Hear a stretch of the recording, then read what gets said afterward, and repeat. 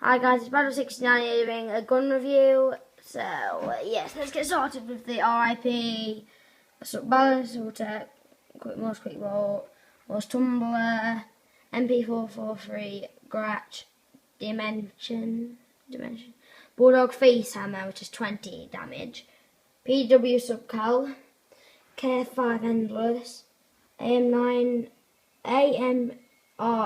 Hip Shot, Pytech Eradicator, NA45 Exact. I only kept that because the camo is really nice, and AM9R Express.